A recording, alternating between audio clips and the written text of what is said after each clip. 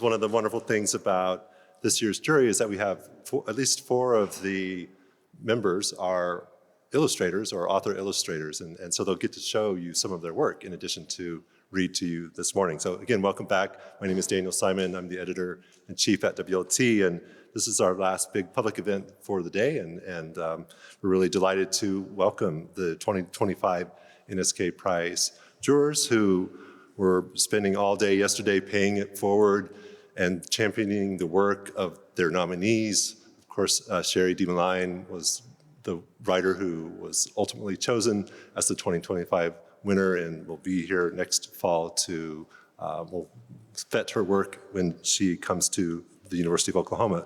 Now we are going to foreground and champion the work of the jurors themselves this morning and give you a chance to get a taste of it and hopefully get a book if you haven't already at the Green Feather Book Company stand, get it signed while you can. This may be your last best chance to get a book this morning. So we're going to go through our 9 jurors. We were actually missing one of them. Danny Ramadan had to catch a flight at 4 o'clock this morning, but he left me last night. We stood and videotaped a very short reading from his picture book, which I'll play for you to start after I introduce him.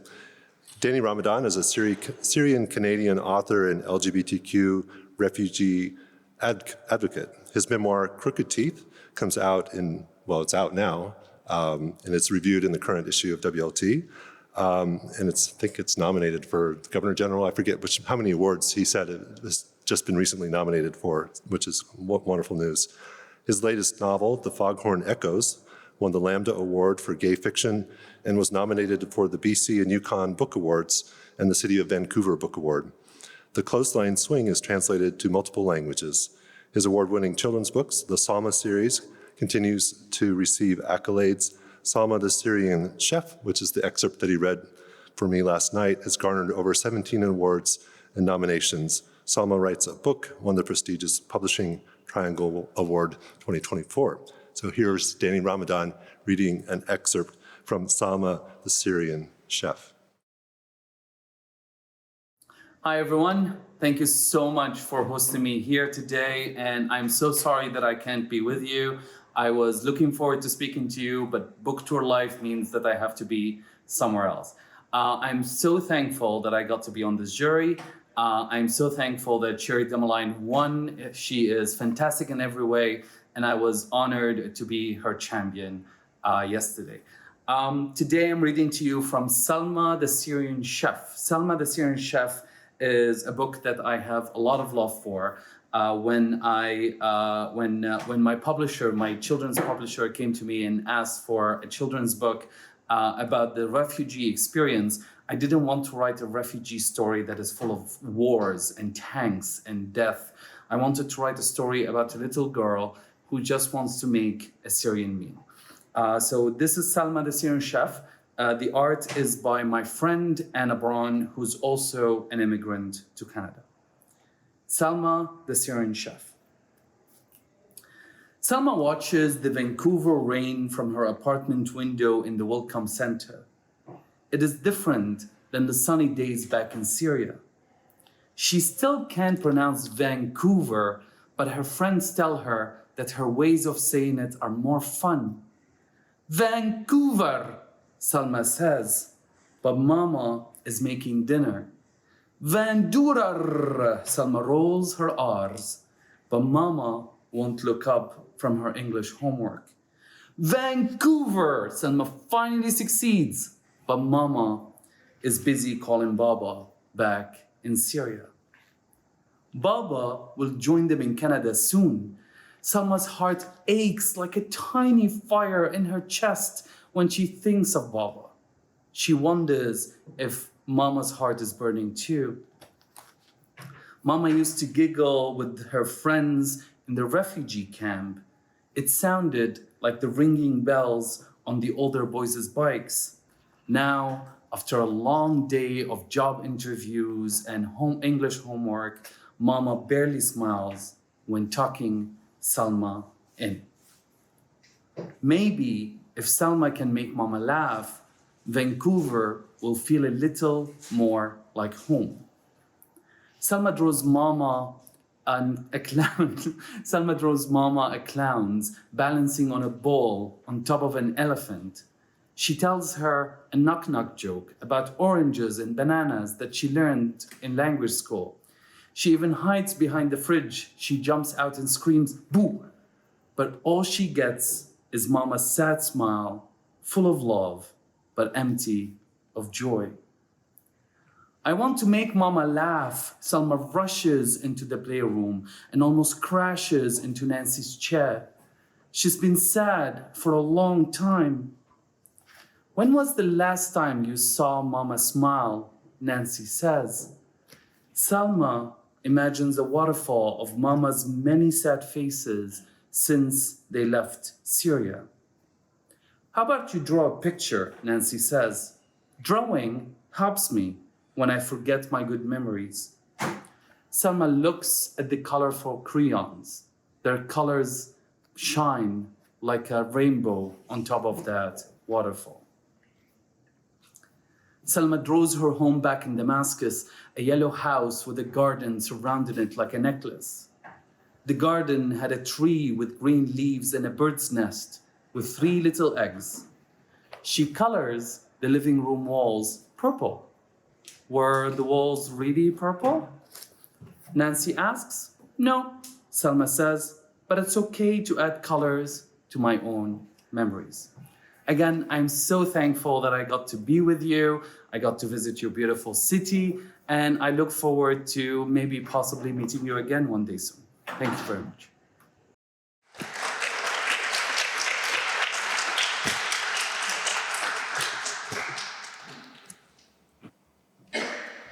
Okay, I'm going to queue up this next slideshow, but first welcome Guadalupe Garcia McCall to give a reading from her work. And she is the national best-selling, award-winning author of several young adult novels, some short stories for adults, and many poems. And in the interest of time, I'm not going to read her full bio. You have those there in your programs. So please welcome Guadalupe Garcia McCall.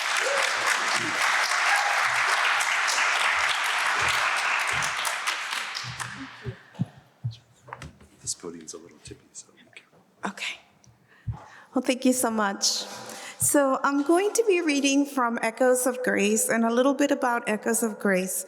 Grace has echoes, which she does not understand. They are visions. Sometimes they are like living dreams in which she walks, feels, smells, tastes, and touches things that she does not understand. The story is about intergenerational trauma, the rape culture, and femicide. There was a warm breeze when I left the warehouse, and I lifted my face and closed my eyes for a moment. The red soda pop in my hand was sweating, and I took a swig of it. I thought about finishing it in the warehouse so I could leave the glass bottle there, but I didn't want to linger in the dark anymore. Musty store. Ugh. I wanted to walk in the sunlight, move my muscles, enjoy some of the freedom I'd been missing the last 2 days. I was rounding the corner toward Abuela Estela's house when I heard a familiar, unwelcomed sound. The slow, long-winded whistle sent a shiver down my spine, and I turned around. The sight of Manuel grinning at me as he walked slowly behind me made me drop the bottle of soda. The sturdy round bottle landed at my feet, bounced and thumped over on its side, then started rolling in a semicircle around my shoes, drawing a jagged red line on the ground as the liquid spilled. My vision blurred, and I started to shake. Somewhere in the distant recesses of my mind, a woman howled, a deeply pained, ear-piercing wail that shattered the bottle before me, a starburst of red blood. The woman's soul-wrenching sobs turned into words and crying out, "Help! Help me," she screamed. "Someone please help me." My legs buckled under me, and I caught myself just in time before falling to my knees. The bottle dropped again and again from my hand. The glass clinked against the small pebbles on the dirt road, rolling sideways and spewing out lines of red liquid around me again and again. Somewhere in the distance of space and time, my mother screamed over and over again. The red burst, the blood, and my mother's scream became a series of sights and sounds that repeated again and again before me and inside me, pushing the echo aside. I said, no, no. My heart was racing. My stomach lurched, and I thought I might throw up. Calm down, I told myself. Breathe. You're having an echo. That's all. There's no real danger. Nothing's really wrong. You're fine now. You're fine. But no matter how hard I tried to make myself believe what my mind knew to be true, I had no way of stopping my body from reacting violently to my surroundings. Where have you been? Manuel asked, calling out to me from about 10 yards away on the other side of the narrow dirt road. I've been looking for you. My vision steadied, but my heart was still beating so fast I couldn't think straight. Stay away from me.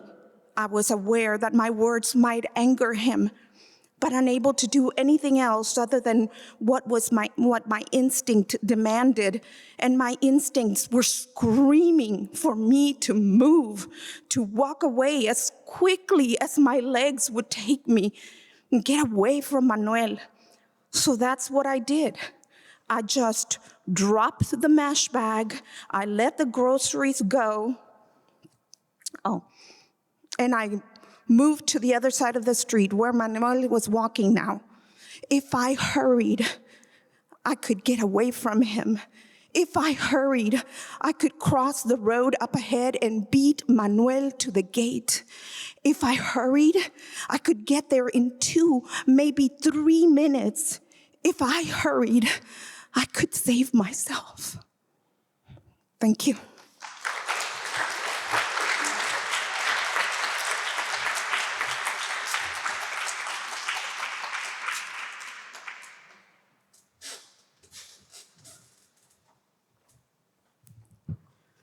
Thank you, Guadalupe. What was the name of the book that you were reading from? Echoes of Grace. It's wonderful to get, it's tantalizing to get all these wonderful excerpts from these authors' works. Let me cue this one up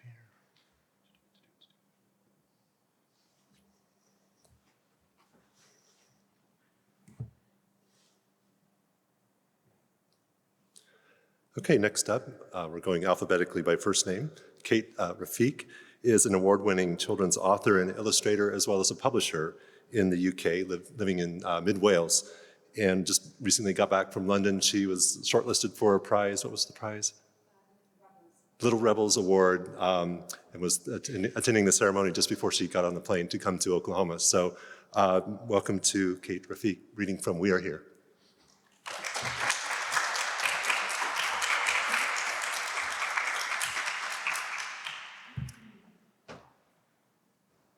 So this, the text for this came out as a spoken word piece after yet another terrible tragedy in the English Channel. And as soon as I had written it, I decided that I would make it into a children's picture book. So it's really designed for children, probably from 6, 7 up. And actually I designed it for adults too. Dan, okay. Okay, can you hear me? So I will start. It's called We Are Here. Yeah. Here we are, slicing through waves on a murky sea, between 2 lands, 2 unknown places, and my kind, brave mother holds me tight. Her face is the light on this gloomy night when the moon hides behind heavy clouds that threaten to burst and drench our crowded boat. You said we were going on an adventure, Mama. I thought adventures were meant to be fun. Like when we climbed the furthest mountain we could see from our house, and we stayed a night in the cave. We were tired, but the fireworks were so loud they kept us awake. You said I was a brave explorer. We played and you told me stories. We drew on the ground with sticks we had found on our long walk. We had a snack, you held me close, and I felt safe. Here we are, sitting still, trying not to rock the boat or bump into the boy in the blue coat. His face is shades of grey and green, and he might be twice my age, but he looks as scared as me. Waves smash against the boat, throwing us up and down. We're shivering wet. I hear someone crying, but I can't see any tears on faces soaked in salty water. You said we were going on an adventure. Like the time we ran through the night through fields of tall grass. You said we were playing a game. We were searching for the sun. As soon as we saw it, we had to hide. So I watched the sky and waited for the stars to fade away. We stopped to pray. My head, my nose, my hands, my knees, my toes touched the ground. I gazed at the horizon and waited for the gold line to appear. There it is, Mama, I shouted. The sun is waking up. Well done, you win. You are the world's greatest astronomer. Now, let's play quietest for longest. So we lay down under the trees, and as the dawn danced on the leaves, we stayed silent and still, and I fell asleep. I dreamt of home. Now, here we are, speeding in a boat that was made for 6, but we are many, many more than that. We are 1, 2, 3, I can't count. I can't count the ways we want to be free. Free from this piece of rubber that stretches at the seams. It might not hold us up. We might not stay inside or on top. And now the engine has stopped. Now we are floating. We are drifting. Mama, where are we going? If I were bigger or stronger, I could jump in the water and pull us to shore. But which way would I swim? Maybe the boy in the blue coat would help. You said we were going on an adventure. Like the day we played hide and seek, do you remember? I remember the vegetables and fruit and clothes on the rails flip-flapping above me.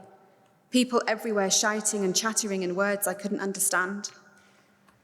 A jumble of smells and colours, hanging meat and buckets of flowers, towers of cheese, chocolates and sweets, boxes of eggs, baskets of bread, cakes and bags, shoes and legs, all zooming past my head.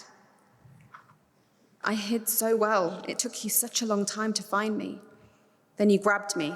You squeezed me. You were so happy you cried and held me tight, just like you're holding me now.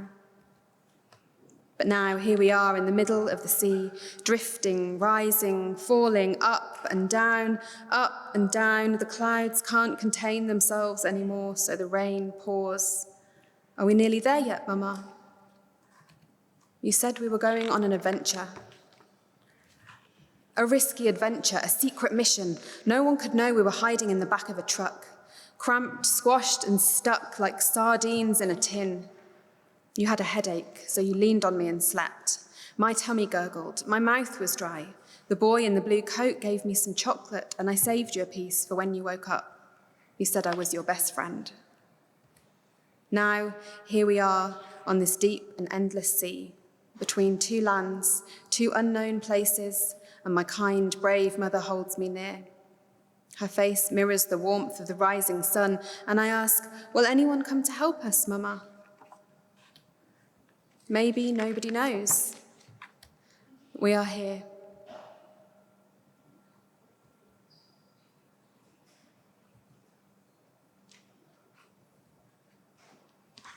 Sorry.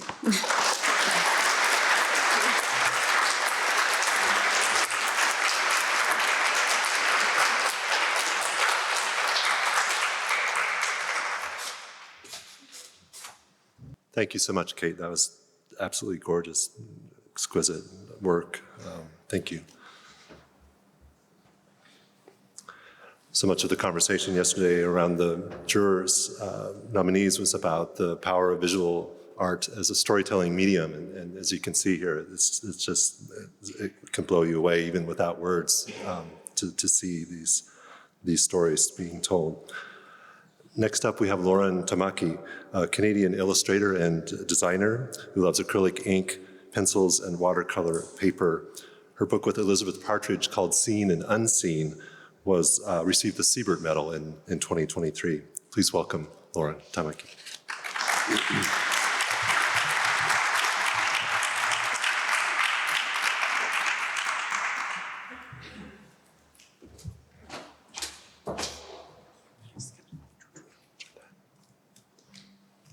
Yeah, okay. We did it, guys. Hi.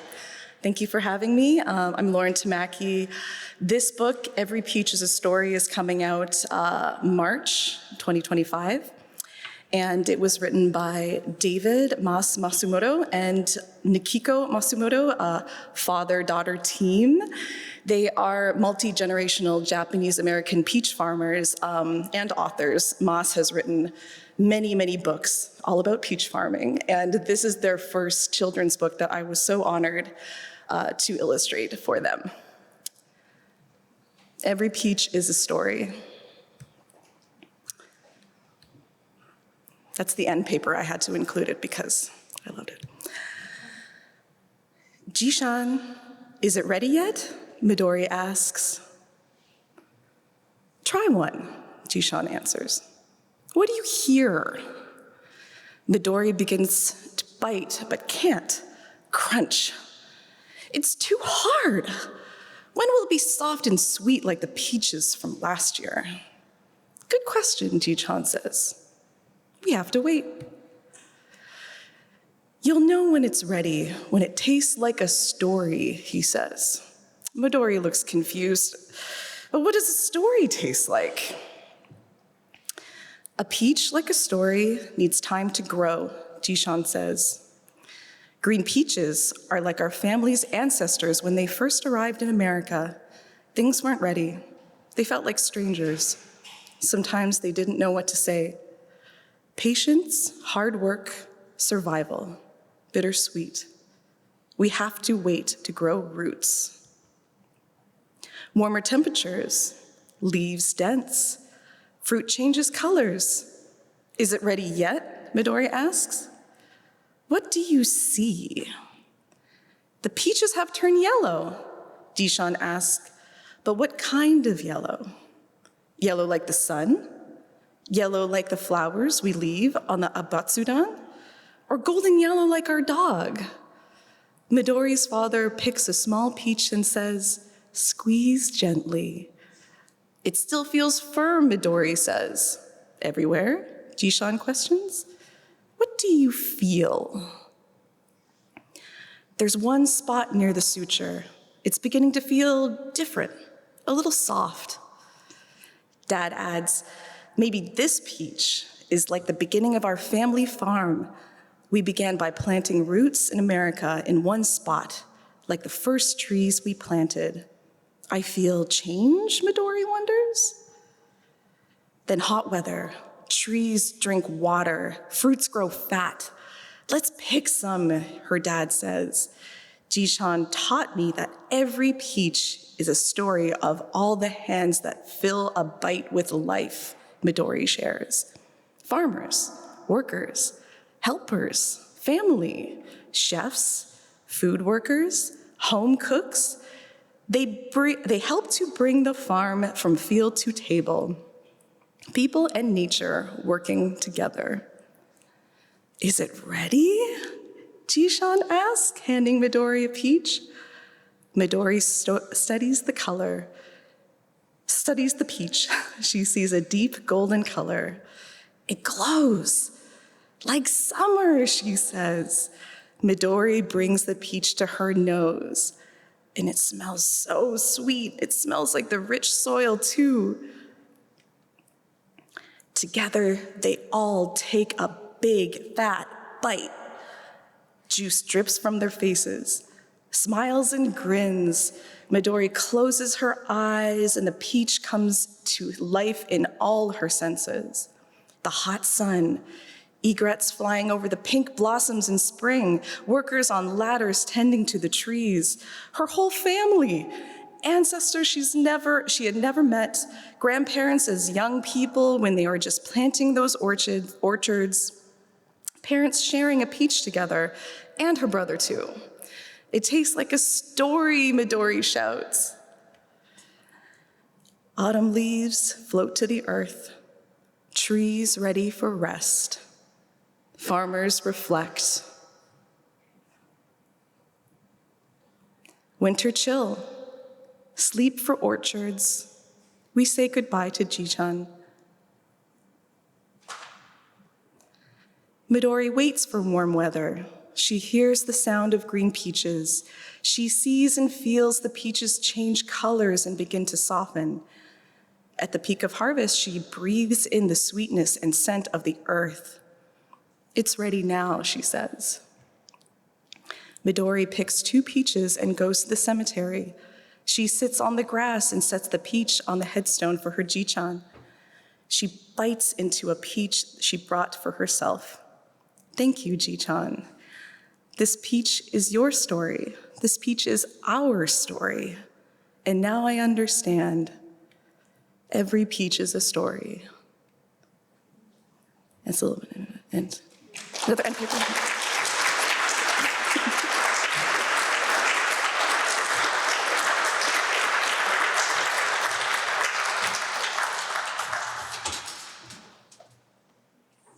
Okay, thank you, Lauren, so much. Is the book, will it have American and Canadian distributors? And it's coming out in March? Yes, it is American. It is an American publisher. Wonderful, wonderful. Thank you so much. Next up, we have Nidhi Chinani, who is an award-winning author and illustrator of over a dozen books. She was born in Kolkata, India, and currently lives in the San Francisco Bay Area with her family. Please welcome Nidhi Chinani.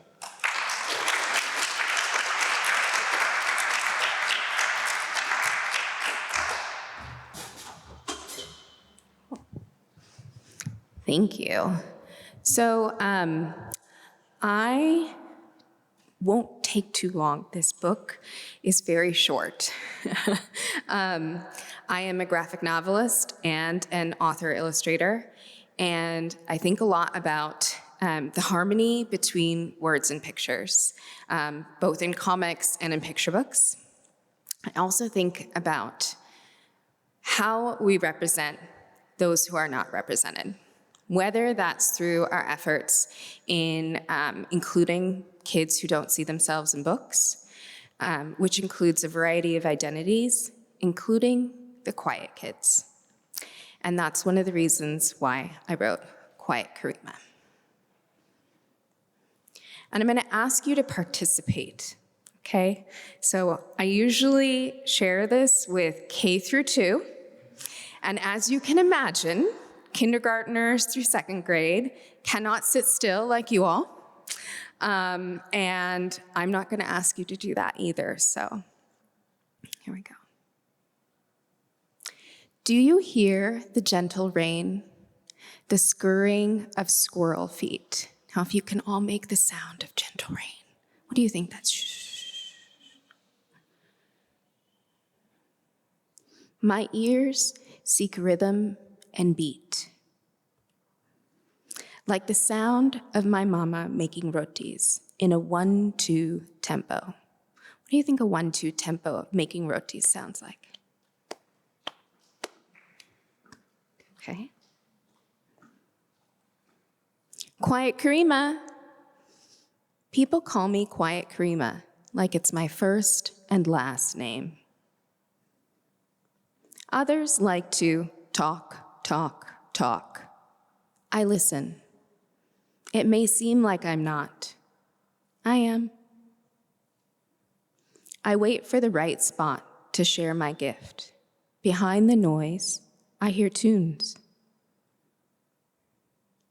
The click-click of the door shut, the jingle of my keys. Can we click, click? Click, click. Nice, thank you. Sounds surround my building and me, chattering, bustling, free. Cards beep on the bus, their percussion light and soft. And you go beep.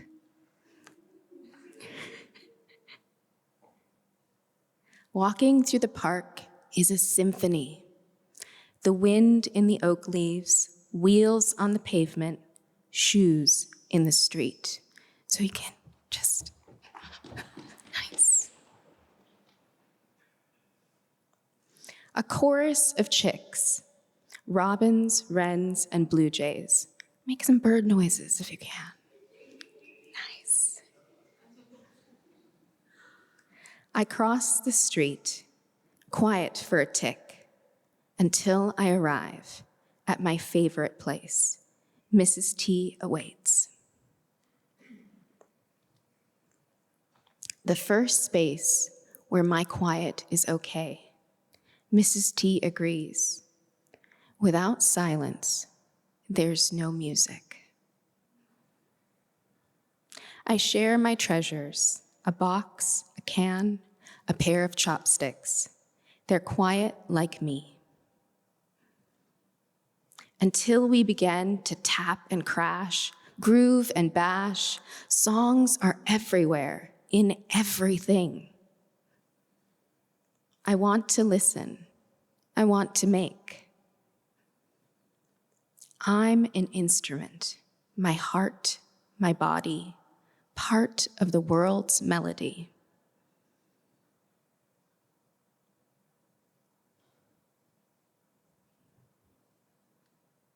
Quiet Karima is not all that I am. There is music in me. Thank you.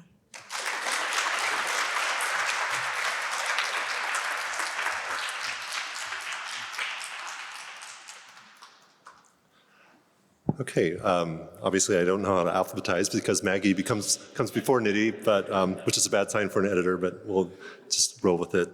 Next up is Magdalena Mora, who is a Chicago and Minneapolis-based illustrator, designer, and art educator. Her work has been recognized by the New York Times, the American Library Association, and the Chicago Public Library, among others. Please welcome Magdalena Mora.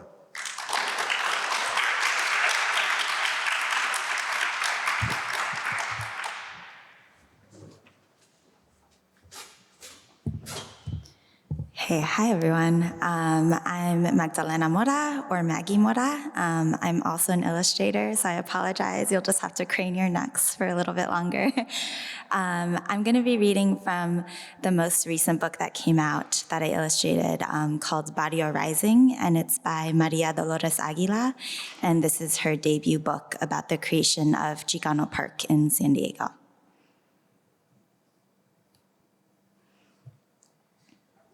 I also forgot my glasses, so I'll have to read from here.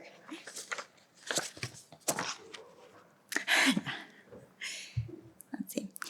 Down by the bay, past the tortilleria, and near the iglesia, Mami and I live in a little casita. Jacaranda blossoms snap underfoot as we walk to the tiendita to buy masa and corn husks for tamales.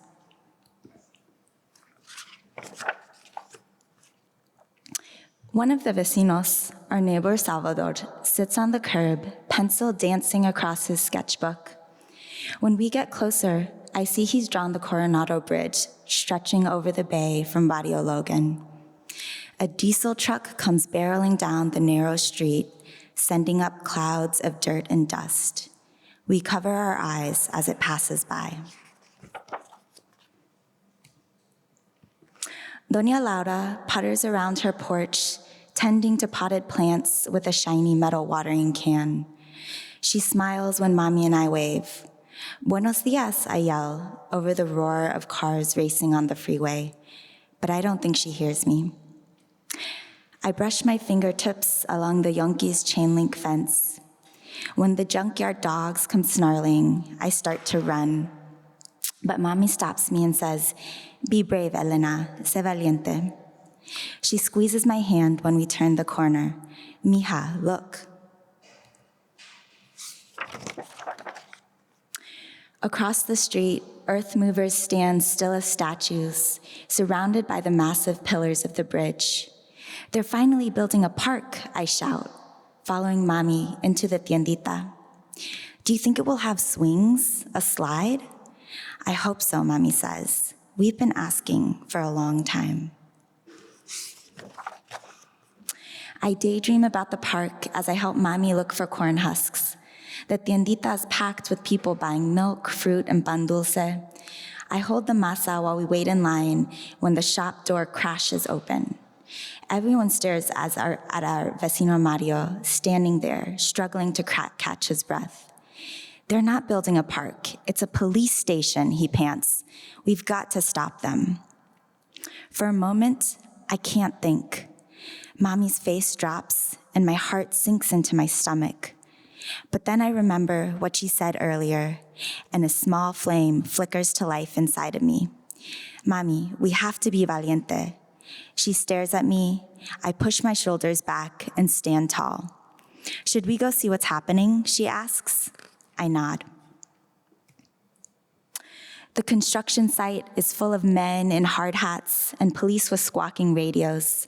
I see Salvador, Doña Laura, and Mario there too. We join hands with our vecinos in a chain around the earth movers. Pequeñitos like me to viejitos like Doña Laura walk in a circle around them. The construction workers laugh at us. This will never be a park, one of them scoffs. Doña Laura breaks away and marches toward the bulldozers. When she lies down in front of them to protest, my knees start to tremble. She looks like a jacaranda blossom beneath the jaws of a giant metal machine. But Doña Laura is valiente, and her bravery fans the small flame inside of me into a fire. The fire catches the hearts of los vecinos around me, inspiring us to stand our ground. We will build this park ourselves if we must. That night, red and blue lights chase each other round and round as a police officer bellows through a megaphone. We order you to disperse immediately. Porque sí, policía no. This is an unlawful assembly. El pueblo unido jamás será vencido. Our gritos echo upward, bouncing off the pillars and pylons, taking on a life of their own.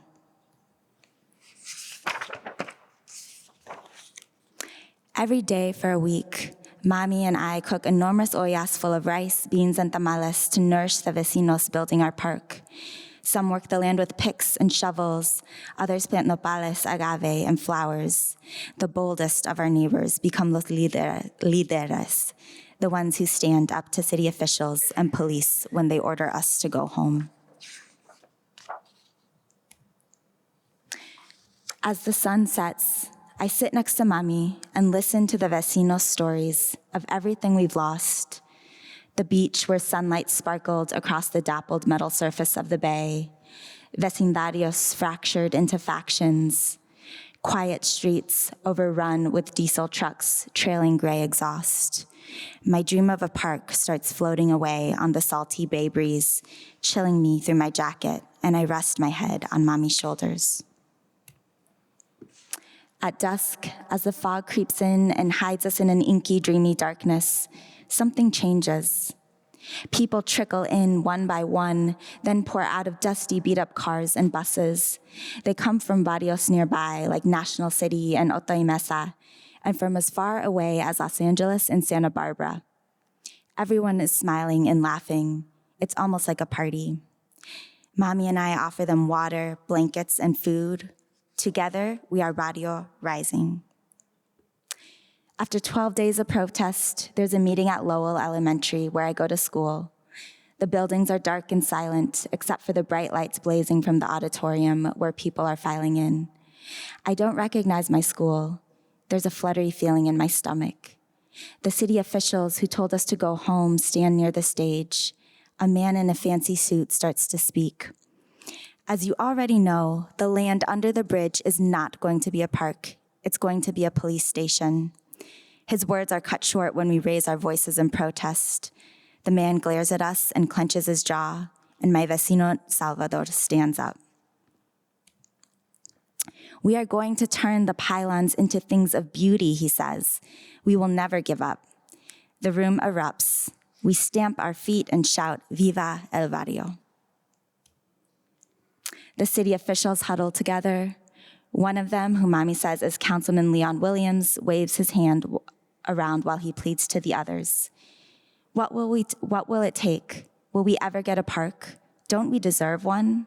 Questions slither around my mind like serpents, and my eyes begin to fill with tears until a little voice inside of me whispers, Valiente.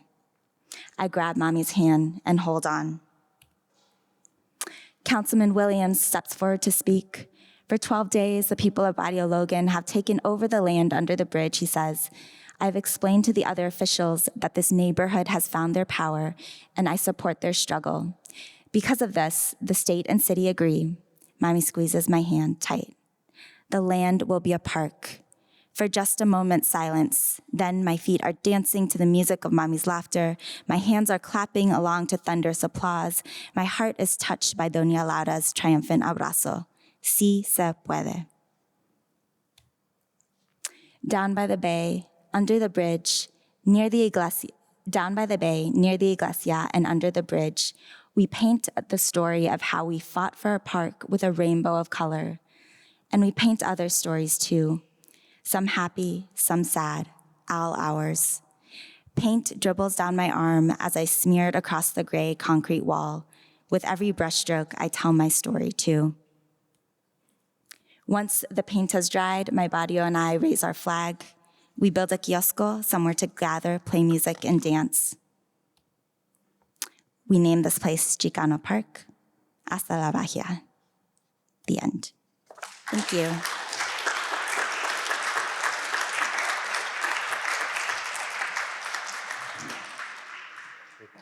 We just have readings from here on out, and I will welcome next Saba Tahir, whose first book in an Ember in the Ashes series was named one of Time's 100 best young adult books of all time. And she recently was honored with the National Book Award for Young People's Literature, the Prince Medal, and the Boston Globe Horn Book Award, which is kind of a trifecta of major prizes. Welcome, Saba.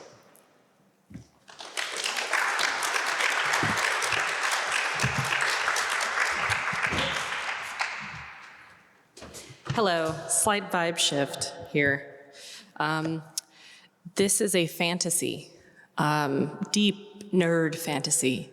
And as I'm reading it, I would like you to think of what you guys think of as literary and what you don't. This book is called Air. It is about an orphan, an outcast, and a prince. And we are going to hear from the outcast today. Saoirse.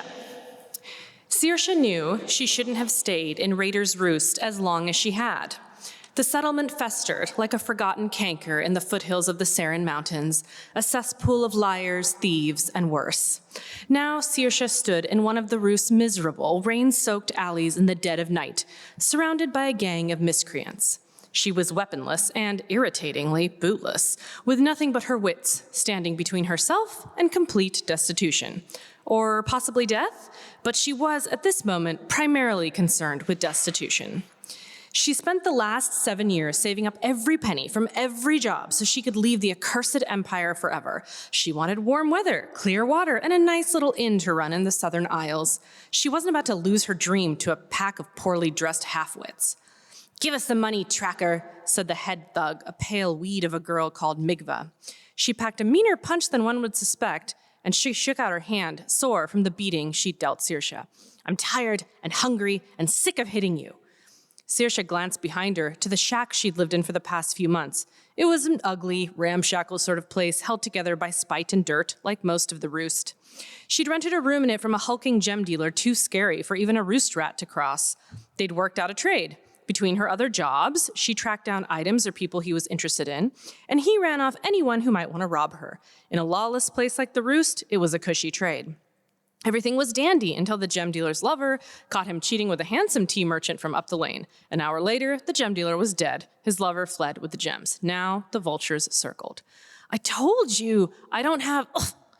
Migva swung her fist low, and Saoirse landed on her knees, gasping. Her sopping dark hair slapped across her forehead, and mud oozed between her socked toes. Skies, was there anything more disgusting than the feeling of wet sock? You've searched me a dozen times, Saoirse said. I don't have anything. You must think I have dung for brains, Migva said. You hid it, and if you don't tell us where, I'll leave you in pieces all over the bleeding roost. You're a filthy foreigner. No one will help you. Saoirse glanced at Migva through her non-swollen eye. The roost rat came off as a petty thief, pecking at the crumbs left behind by bigger crooks. Clearly, Saoirse had underestimated the hag. Migva was smarter than anticipated, nastier too. Up close, she had that hungry glint that Saoirse knew well, the eye-shine of a predator, of someone who'd learned to hurt and kill out of necessity long ago, and found she enjoyed it. Not for the first time, Saoirse wished her magic was useful for something more than just tracking down jewel thieves. A scrawny boy stood beside Migva. Last month, he tried to sell the gem dealer fake rubies. Saoirse convinced the big man not to kill him. You, boy, Saoirse said, I saved your miserable life when you were swindling the gem dealer. The boy shifted from foot to foot, dagger shaky in his hand.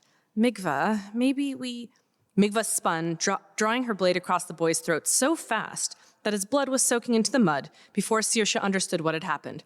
She weighed her life against her savings. Would she enjoy spending years scraping together enough gold to leave the sky's forsaken empire? No, but would it be better than getting thrown into the crows for their morning meal? Most certainly.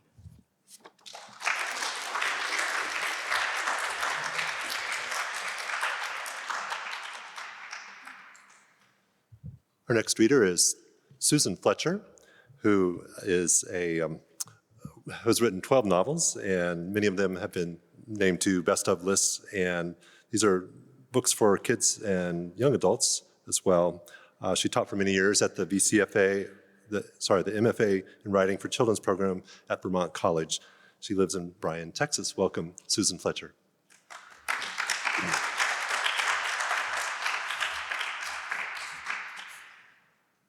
So happy to be here. So happy to have been invited to this amazing event. So thank you very much. I'm going to read the first chapter of my next book, Sea Change, which is a young adult science fiction novel sort of about the future implications of human gene editing. And in my book, a gene hacker has made a mistake and has created a bunch of kids who have working lungs and gills. Global sea rise is also happening, so some areas are being flooded in order to protect other areas. Sea Change is coming out next spring. So I'm going to read chapter 1.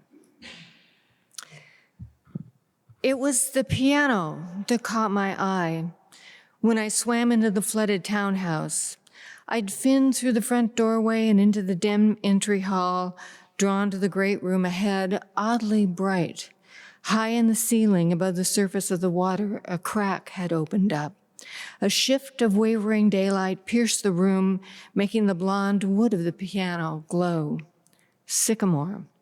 Grandmother used to tell us how unusual it was, a grand piano made of sycamore. A school of herring flickered past, glinting silver. The curtains billowed out like sails in a light sea breeze. A jellyfish drifted in through a glassless window frame, and an octopus slipped under the open lid of the piano and settled in the wires. I sculled there, breathing, pulling in water through my mouth and pushing it out, feeling my gills open wide. I studied the bamboo pattern of the curtain's fabric, the layout of the kitchen cabinets, the design of the blue and white tiles on the floor. Yes, this was grandmother's house. I'd known it was somewhere in this sector, rows of stucco townhomes teetering on stilts, but outside I hadn't recognized it for sure. It had been years. The school of herring circled back, gathered around me, tickling my earlobes and ankles and wrists. The building groaned way down deep in its bones. Whoa, that didn't sound good. The stilts were starting to go. The door jambs had already gone twisty, and that cracked ceiling. Besides, the drones would show up at any moment now. Better get moving. I tucked my empty plunder sack into my belt, switched on my headlight, and stroked in through the dim hallway, leaving the herring behind. colder here. My lamp thrust a blade of light into the dark back bedroom ahead. Grandmother's ancient iron bed, her wicker dresser, another glassless window, and just inside the doorway, Kai. I didn't know him then.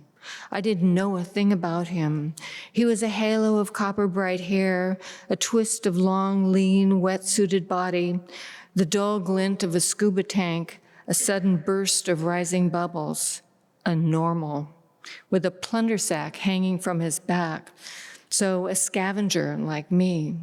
In one hand, he held something flat and gray and round. He was staring at it, examining it. Was it Daddy's dive watch? Could it be? I kicked hard and lunged for it.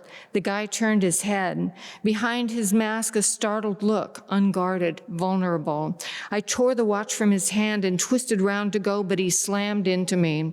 The watch squirted from between my fingers and floated down beneath the iron bed. I reached for it, but he was reaching too. He shouldered me aside and snatched it up. When I tried to pry it from his hand, he turned his back to me, and the hard metal of his tank knocked painfully against my chest. I hooked one foot on the bed rail and tried to reach around him, groping for the watch, but the muscled mass of his body shut me out. He had no right. He thrust the watch into his plunder sack. I grabbed for it, but he yanked it away from me, clutched it tight. Rumbling, a crack, a harsh, grating shriek of metal. The walls shuddered, the dresser mirrors spiderwebbed, the ceiling tore open and yawned wide above us. Clouds of waterborne grit poured in. The iron bed lurched, scooted a little way from the wall. And I was going to leave. I was going to flee the bedroom, stroke right up through the window, but the rumbling came again, a shift, a shudder, a screech, a swirl of dust, a sudden surge in the water, and when I looked back, a dark feather of blood sprouted up from the shoulder of the boy man, who turned out to be Kai. He was flailing, seemed to be stuck, his mouth open wide. His mouth, and it came to me that his regulator, the thing normals breathe with underwater, was nowhere in sight.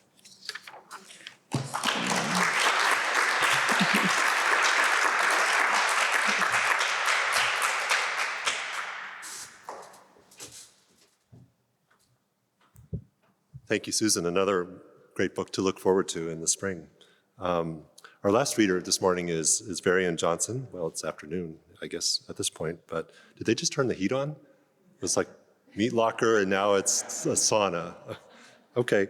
Varian Johnson, who's the author of several novels for children and young adults, which have received many honors, including a Coretta Scott King, the ALA, Kirkus Reviews, and Boston Globe Hornbook, among others. He received his bachelor's degree in engineering from the University of Oklahoma. Please welcome Varian Johnson.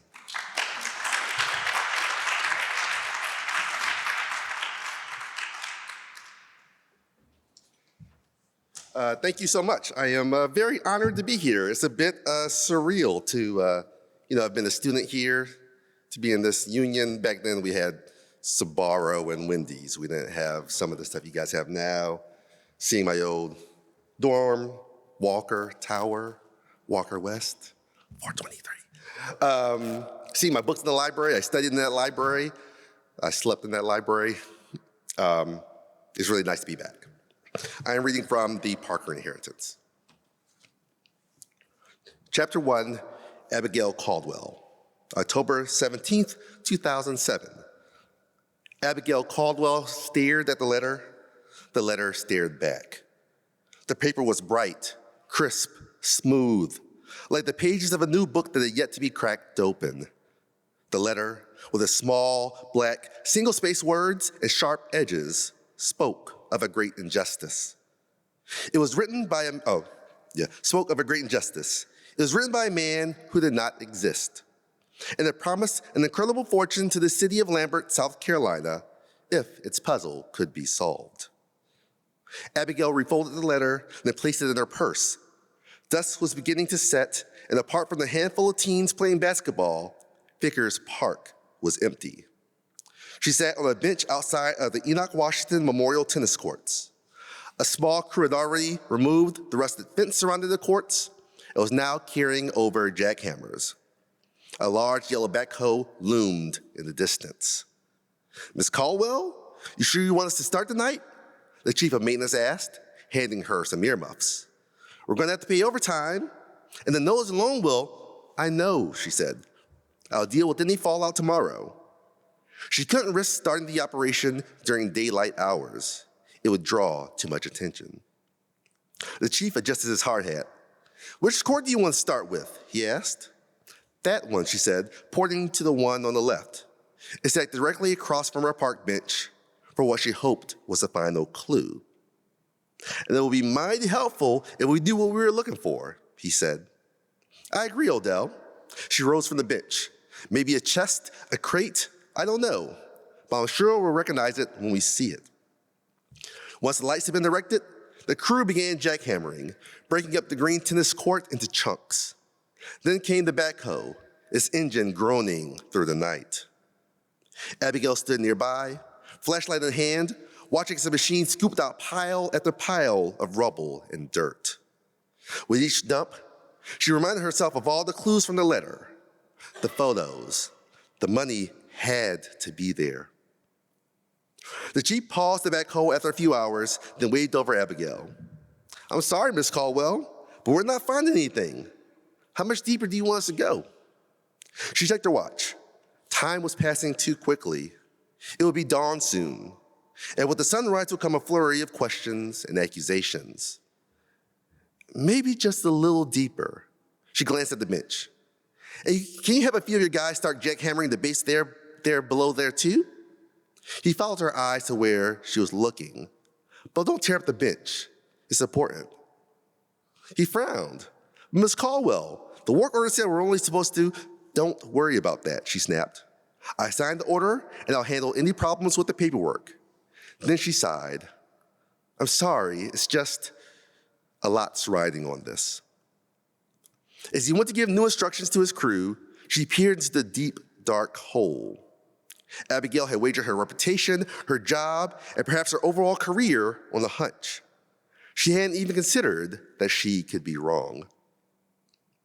A newbie from the Lambert Trader showed up around 4 o'clock that morning, followed by more experienced reporters an hour later. And then, as the sun rose over the park's majestic oak trees, a black sedan pulled up in front of the basketball courts. Abigail was a little surprised that the mayor had arrived in person. But then again, he was up for re-election next year. It was probably time for him to make his annual trek to the Vista Heights neighborhood. Abigail checked the small hole where the bench had been, then walked back to the larger hole. She didn't know it yet, but it didn't matter what, if anything, she discovered that morning. The mayor had already suspended her. She would be forced to resign by the end of the day.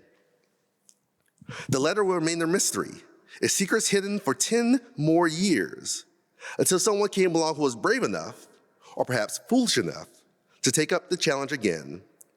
That someone was Abigail's granddaughter. Her name was Candace Miller.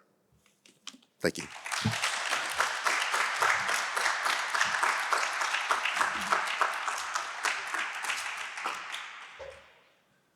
Thank you, everyone. Thank you to our writers and artists for this wonderful glimpse into their work, their own work, and we'll see you again soon. Please check out the books, and thank you again for coming this morning.